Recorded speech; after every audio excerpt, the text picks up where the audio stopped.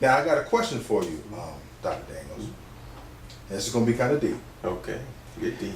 The conflict resolution for this country with African Americans and the country. So we just talked about conflict resolution on a very small personal scale.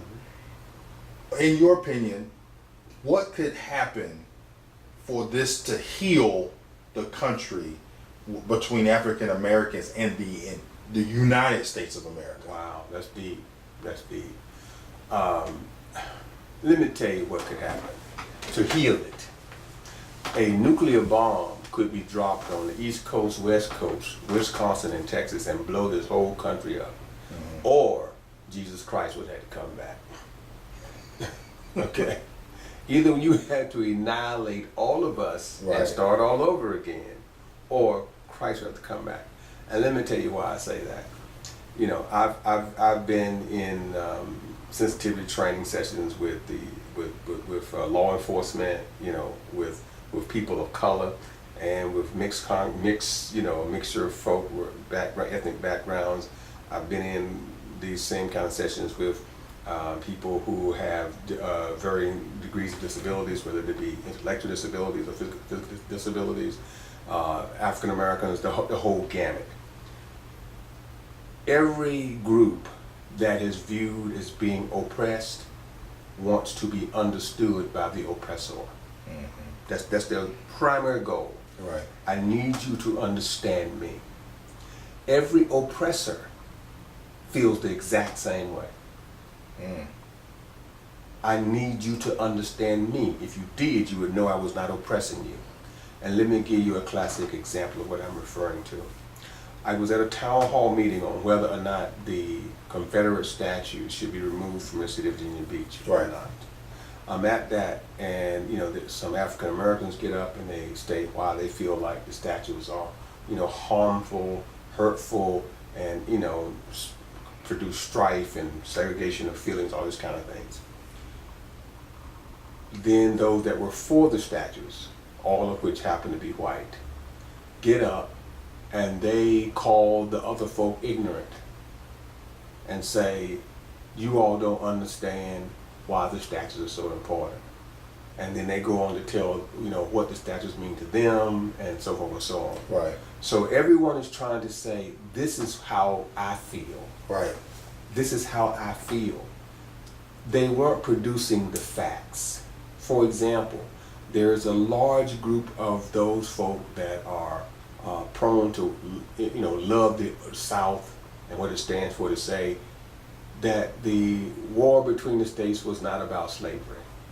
It was about economics.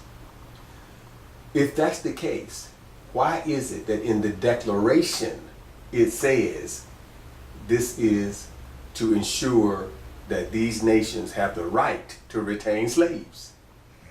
See, if it's not about slavery, slavery wouldn't be in the Declaration.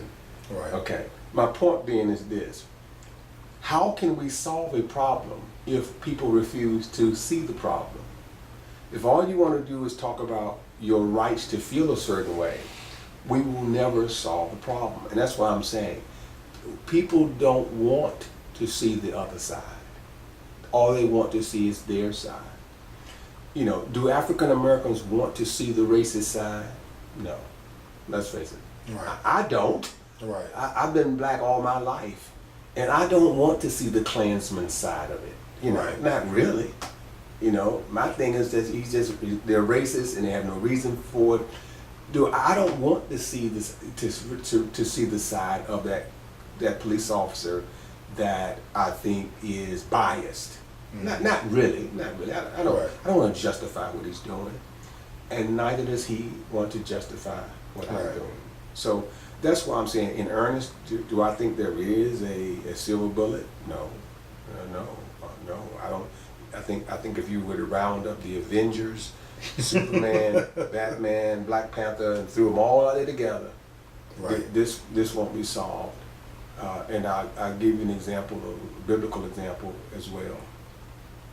When the children of Israel left Egypt and they were headed to the promised land, our Heavenly Father looked at their personalities and looked at their mindset and he said this about them: I need all of you to die. I need a new generation to go in the promised land. Because he knew they weren't going to change their ways. Right. And that's what's going to have to happen. All of us going to have to die. Right. And we need a new generation to move in, because we're never going to resolve that conflict.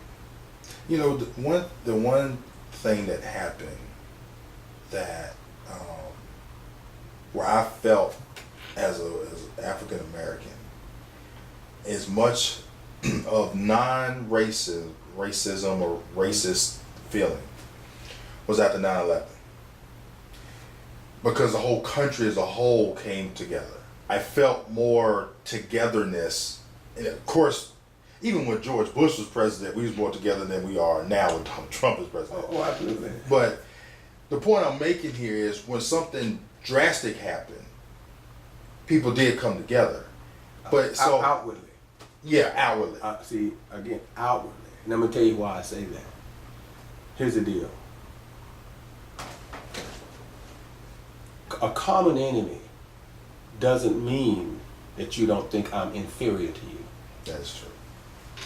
It just means you need me to fight the enemy. That's all that means. Your concept about me doesn't change. We had a common enemy in World War II. Mm-hmm. Those black soldiers went over there and fought valiantly and came back here to a racist society. Mm-hmm. We had a common enemy in the Vietnam War. People who were friends in Vietnam came back here and they were no longer friends anymore. You played sports. I played sports. I didn't play in college, but I played in high school. Right. We would be on the field and we would be best friends. We would be hugging and having a great time. But I couldn't go to your church. Right. So we had a common enemy on that football field. Right. We had a common enemy on that baseball field. We had a common enemy on that track field. But when we left there, we were not friends. We were not. You know, it's just the way it was. The perception is there, but does the healing really take place because we fight a common enemy? You know, I know some people say yes, and I don't say that what you're saying didn't have some valid. Right. But I'll say this, for example, of the 3,000 or so people that died, right, in those buildings, and I feel horrible that they lost their life. For the people on the planes that died, I feel horrible, but they lost their life. During that same period of time, did hate crime stop? The answer is no. No. Hate crimes did not stop. As a matter of fact, one of the worst hate crimes happened. A young black man in Texas was tied to the back of a truck and drugged down the street until his head popped off. Right. Another black man that was at a hotel minding his own business, and these young white kids saw him and rolled over him several times as a game until he died. See, the hate crime didn't stop. Our focus changed. Right. That's all I'm saying. That yeah, dude, is the Klan gonna love me because Russia attacks? Oh no. Yeah. I don't think so. Now I could be wrong. I pray I am wrong. I don't think so, because I think at the heart of racism is the devil's ability, is the devil. I just think that at the heart of it is the devil. These folk may say they're Christians and they may say that, but I think that's the heart of it. And so that's why I say the second coming of Jesus Christ. Unless you can get rid of the satanic influence on people, it's gonna be there. It's just gonna be there. You know, we always have had a common enemy. In the late '80s, you know what the common enemy was? AIDS. Right. But what did we do? We decided that we need to fight homosexuality.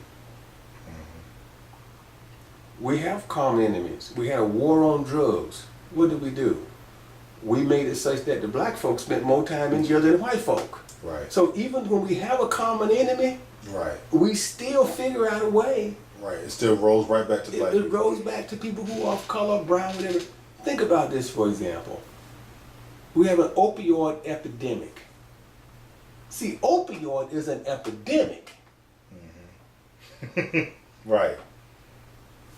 They don't call, they never said we have a crack. They didn't treat crack that way. People are bending over backwards to try to help people who are addicted to opioid. Did this same thing happen for crack cocaine? No. No. Totally different mindset. Totally different mindset. And I'm saying, you know, and that's, isn't drugs a common enemy? Mm-hmm. Don't we all feel like that's a scourge on society? Right. So why we don't come together. Right. We segregate even more. Right. Black man get caught with a handful of crack, Right. he dies in jail. Yeah. Get He caught does. with a handful of opioids, let's find a way to put you in some kind of program. Right. So, long story short, you really feel like there's no way to be able to get a conflict resolution for this country for us with African Americans. Well, I don't think in the United States of America that we will ever have a society that is truly colorblind, because people are basically selfish. And I think that's the biggest issue. It's a matter of being selfish, okay? There's an old joke that goes something like this. What is a black man with a doctoral degree? Right. A smart nigga. Right? Wow. I mean, it's, you know, Right. it's an old joke. Right. And because the bottom line is this, is that you think about this, for example. Look at the black men who are sports figures that have money. Mm-hmm. Look at how they are treated when they're not on the field. Right. That's right. They're treated totally different. They are icons when they're on the field. Mm-hmm. Cheering for them, yay! Buy the jersey, yay! And then the same guy can be driving the car down Hollywood Boulevard and get pulled over Right. and get accosted, right? Think about it. Bill Cosby, who I know people hate right now, but Bill Cosby's son, right, Right. is pulled over and killed by a police officer Right. for driving an expensive car. Right. Like Bill Cosby's son shouldn't be driving an expensive car. So I guess that's what I'm saying. I think that our common enemy is Satan, and that because Satan has always given us this I mentality, as long as if I'm above you, I'm going to look down at you, Right. right? Right. If I'm below you, you're going to be my scapegoat. And that's really what happens. The filthy rich look down on people of color. And they, you know, I mean, just in general, I'm not saying that all of them do. And those that are poor use us as scapegoats, right? Affirmative action is why we don't have our jobs. Right. Why don't they want immigrants in this country? Because the first thing they say, because they take all the jobs. Please, Right. please. How many people who are non-color you know want to work in picking oranges? Nobody. See, I know they take the jobs Right. nobody want. Right. That's the bottom line. They take jobs nobody want. We don't want them anyway. So they're not taking jobs from us. We don't want the jobs. And if we had the jobs, we want you to pay us more. Right. That means the cost of an orange is going up. It's Right. not going down, right? And you know, again, I just went left the cardiologist, right? And I can tell you that in that practice, those doctors are, if they are not immigrants, they came from parents that were immigrants. Right. Yeah, because, you know, again, they are part of the haves while they are functioning as doctors. But they're not, they're just like everybody else. Right. So anyway, that's why I just think it's I just don't see it. I don't think I know I won't live to see it. And I don't think anybody will. Here's a bigger question one has to ask themselves. In the history of time, has there ever been a time where there was not bigotry and racism? No. No. I know. No. Isn't that a kick in the head? Right. From the beginning of time, we've Right. never had a time when there was not bigotry hatred, and racism. That's the Right. kicker.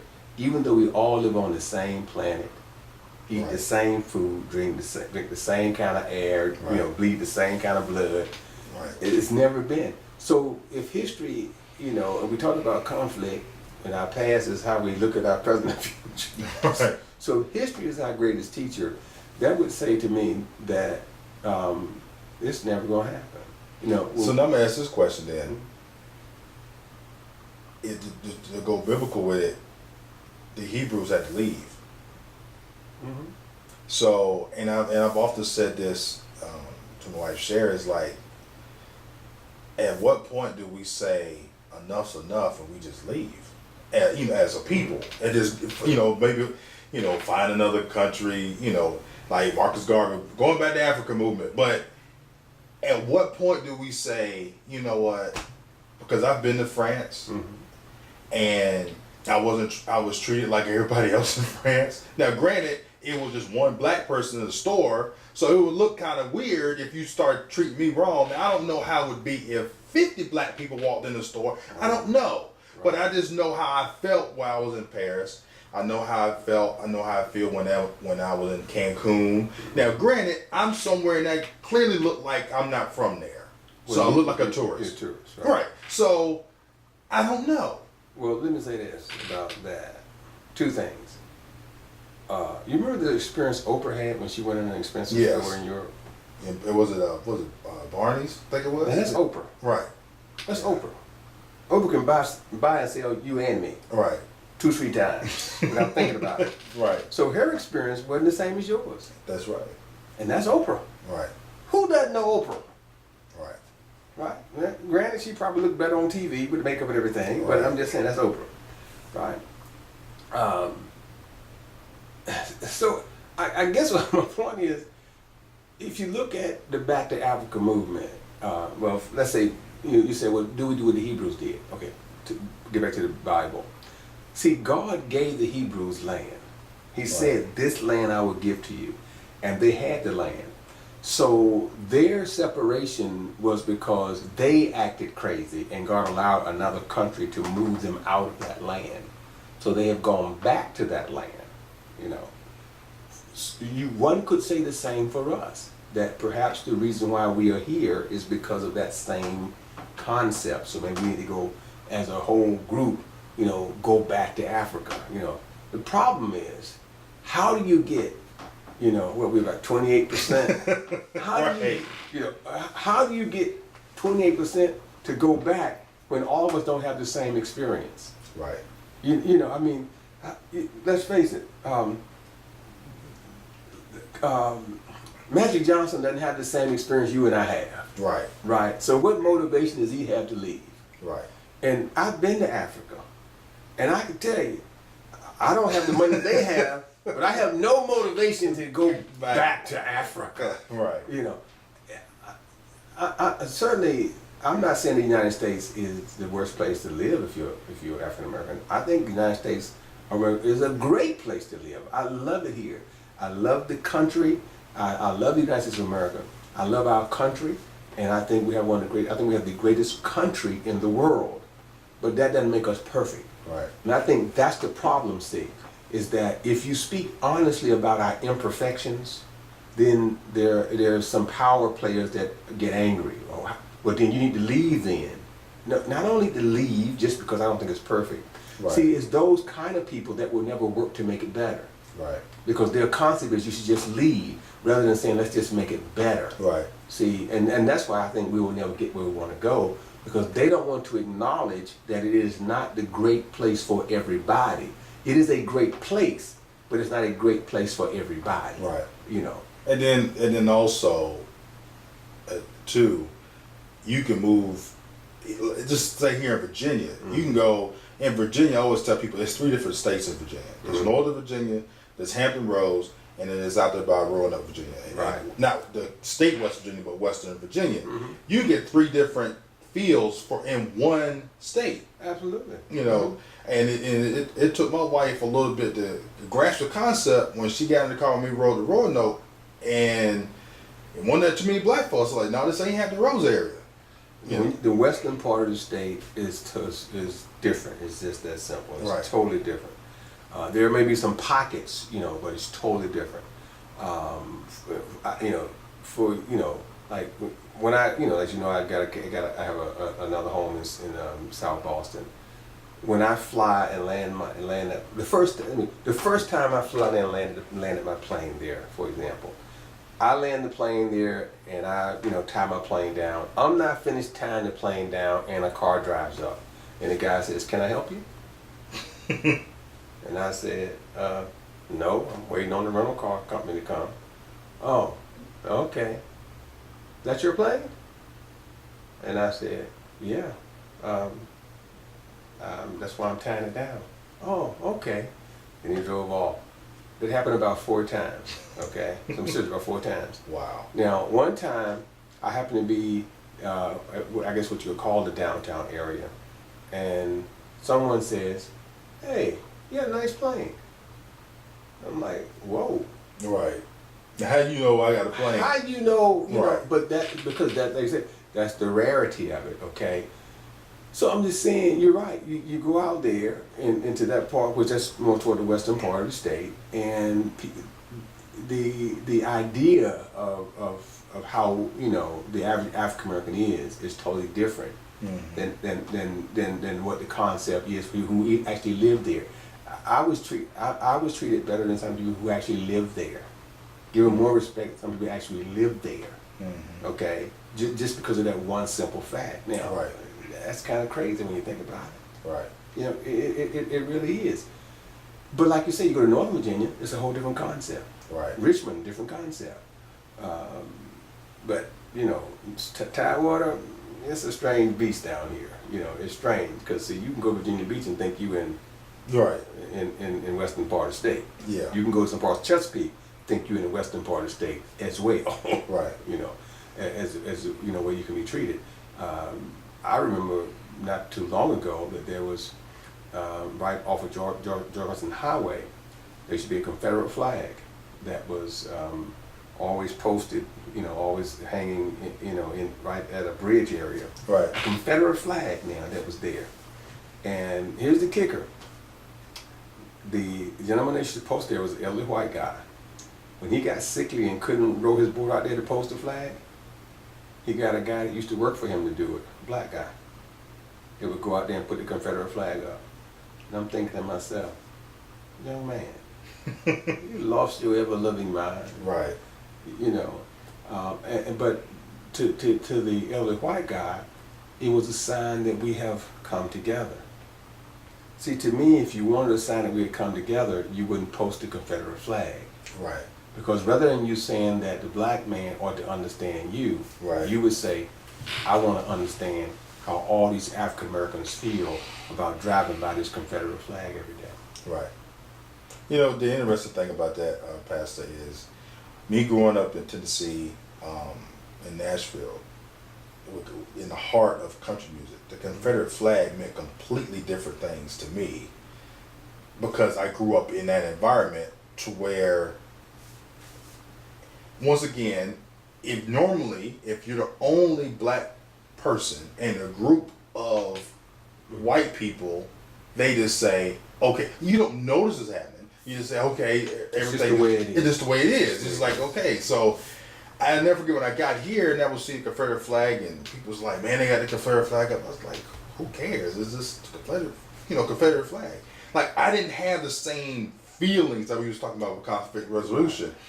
But then once I understood what it meant here, I was like, oh, okay, now I see why y'all have a problem. Because It means the same thing there too. I'm gonna tell you, the difference is your generation. yeah, That's the difference. It's your generation. People who grow up in your generation don't feel the heat of the flag because the things that happen associated with the flag didn't happen in your in generation. their generation, right. I agree with that. That's what it is. Because even here, today in Virginia, people in your generation, they don't care anything. They're not the ones down there, saying Right. tear this stuff down. Right. It's baby boomers Right. that are pushing the issue. Matter of fact, the generation, people in your generation are white. they're saying tear it down. Right. Not young, not blacks, but Right. whites. If you look at, again, history, if you look at the history, if you look at the history of when those relics became prominent, that gives you an indication of what their true message was. You know, because right after the Civil War, you didn't see them, Right. right? They became prominent when Jim Crow became prominent, when that kind of underclass society developed with blacks and whites, the structure. When Jim Crow became prominent, those relics became prominent. When the symbols were there specifically to ensure that blacks understood their place, that you still in a South that doesn't recognize you as being a citizen. When you look at the history of the Confederate flag itself, you know, it tells a story, because the flag that you see is not the original Confederate flag. And the original Confederate flag was primarily white, with still had some stripes and things like that. But the person that designed the flag, if you look at why he did it, it's specific in why he said he designed it that way, so that that flag would be an emblem of the superiority of the white race. That's why he did it. Right. And so, you know, people who fly the flag say things like this: "It's our heritage." They're right. It is their heritage. But what is their heritage? Right. The superiority of the white race. Right. What did they fight for in the Civil War? It was not just for economics. Come on, it wasn't. It was for what? You know, were some people bamboozled? Yes. Were there some poor white farmers that were bamboozled? Absolutely. Into thinking that their fight was so righteous because they were fighting for the, you know, for this Right. somehow this noble cause. No, so that's why they say economics, because their concept is, we didn't have slaves. I know, and neither were you in the Congress that decided to segregate from the Union. Right. Those were rich white men that made those decisions, and those were slave owners. And people will say stupid things like, "Well, so what? Thomas Jefferson had slaves, and so what? Does that mean that just because he had slaves, or George Washington had slaves, that it was good?" No, it doesn't. See, the way people give that argument, to me, is just it shows a lack of understanding of history. You know, so they'll say things like, "Well, are we going to take down George Washington's statue next?" What makes George Washington sacrosanct? See, to me, he's not. Right. Thomas Jefferson's not sacrosanct. A matter of fact, here's the thing. According to the Bible, none of those statues should be there. Yeah. Because the Bible says you shouldn't make graven images and then worship them. That's what we are doing. We are worshiping those graven images. For example, do you know in the state of Virginia and in the state of North Carolina, it's against the law to take the statue down? Isn't that a kick in the head? Right. You can only move the statue to another place of prominence. But you can't just take it down and say, "I'm done with it," and throw it away. Because there's a law on the books that says you can't do it. Right. Because we worship those statues as if those statues, you know, somehow have some intrinsic, some value to them. They don't, you know. So that's contrary to what the Bible says. Because them statues should not be worshipped. They should not be set up as if they are so sacrosanct that you can't do anything with them. You know, it clearly goes against the scripture. Yeah. And so, to me, the ignorant folk are the folk that want to keep worshiping them. Yeah. Well, people, you just got an extended overtime. I was hoping to go like 20 minutes, and we went longer than that. So that was a great overtime, Dr. Daniels. Thank y'all so much for joining us. This is your host, C.B. Baker. Till next time.